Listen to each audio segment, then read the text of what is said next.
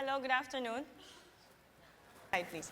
Hi. When I was invited to give a talk for this afternoon, I was told that the topic was Project I, and I asked why. They said that it's a return to the self, because it's only through returning to the self that we are able to change everything else. With every other sociological question, I replied with, yes and no, and my students know this. Yes, because in the change management process, you start with the unit that you have control of, and that is the self. But also a big resounding no, because the self is a social entity. The I does not exist in a vacuum. All right. In sociology courses, we always start with the idea of the sociological imagination to explain to the students that the I is socially located within structures, history, and your own biography. And the progress of the self is related to the movements of these factors around you. In Bridging Leadership, which is a leadership framework we teach in the public sector, the leaders always go through a leadership capital inventory exercise, wherein we ask them to map out their capitals in terms of memberships in institutions, their values, their connections, their relationships, that will allow them to have an influence towards addressing a complex social divide. The point that I'm making is that the self is located and constructed, that the self can be found in that oscillation between the bubble of your I and the greater world. And at this point, I'd like to quote Friedrich Buechner when he says, "The place that God calls you to be, your place and purpose in the world, is where your deepest gladness and the world's hunger meet." So, how does one construct the I? I would say, learn and experience. I mean, it sounds so cliche, but really that's the case. I requested for a table because I conduct my classes this way. Diba? Less stress.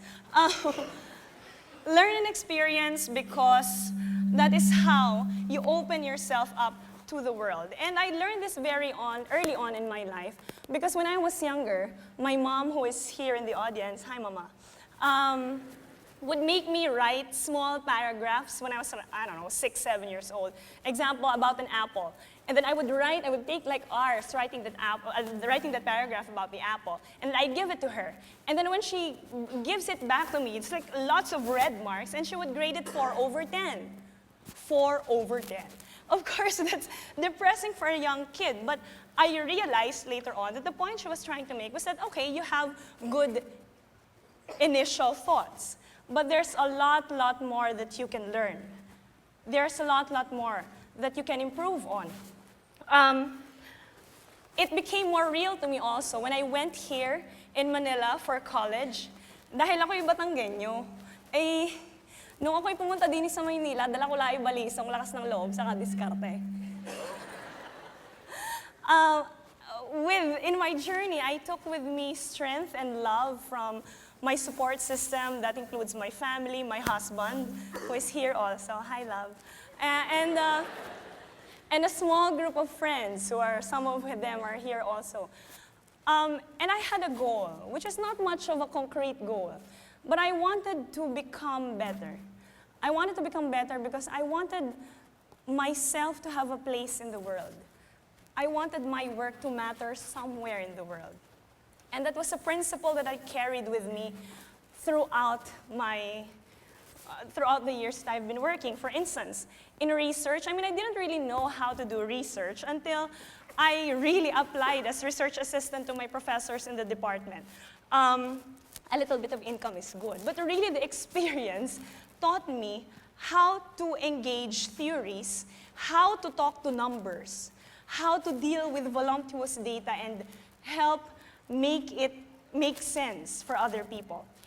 I learned how to frame scattered ideas so they can be presented and make a point. I learned how to manage knowledge so that other people can use that knowledge as input for something more concrete. For program management work, no one can really teach you how to do management I mean, you only can take theories from the books, but really, my journey was all about trial and error. You do good things and you do bad things. I get scolded and praised at the same time in the same day. But what I learned was to take the best out of the experience, put them together, apply them again, see if it works next time, and innovate in the process. But more than that, in the management work, I learned how to engage people. I learned that it is through bridging people, making bridges, that you really make things happen. And in my work in government, my God, my work in government. I work with local governments for advocacies, programs, partnership building, passages of laws, and really what I learned in the process is that pre-work is important. You have to prepare. You cannot engage in the public sector without preparing for what lies ahead. And I learned, again, to listen. It is through listening and dialoguing that we are able to make recommendations so that the system and people with greater power would also respond to the voices of the multitude who are often unheard. So what is the point that I'm trying to make? The point that I'm trying to make is that in constructing your I, you have to commit to the process of learning. That it is through courage and discarte that one can really innovate on what the I can become. As my master says, do or do not, there is no try.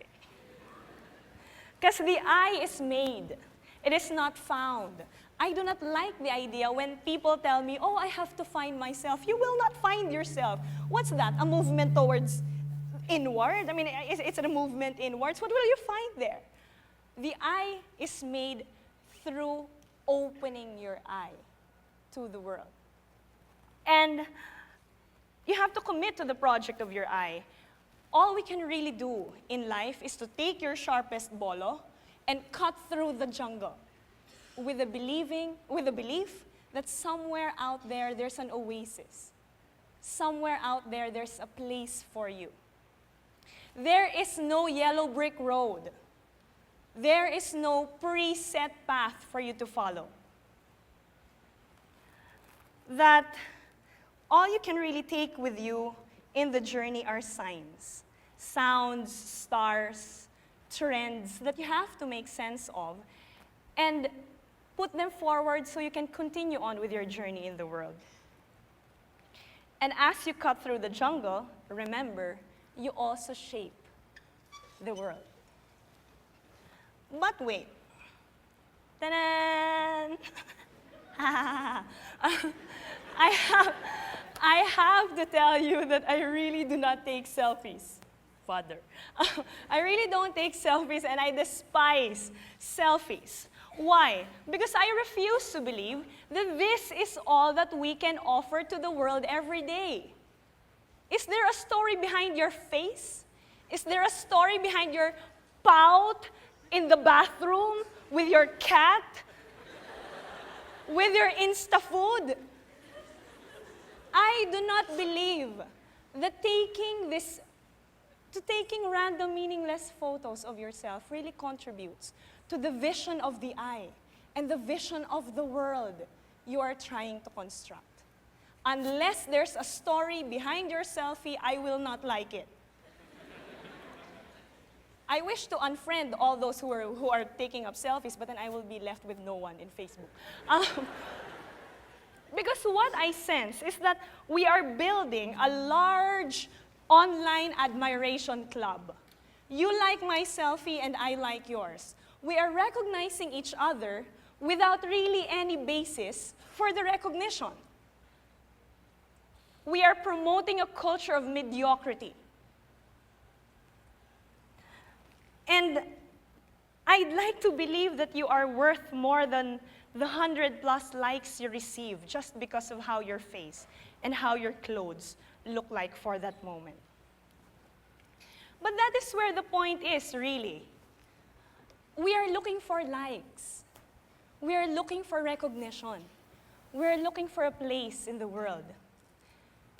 And this is where the distressing thought is.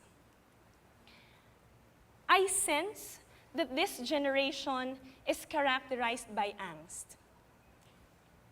People are frustrated, people are angry. And I quote Tyler Durden. He says in the film, we are born without a great war. We are born without a great depression.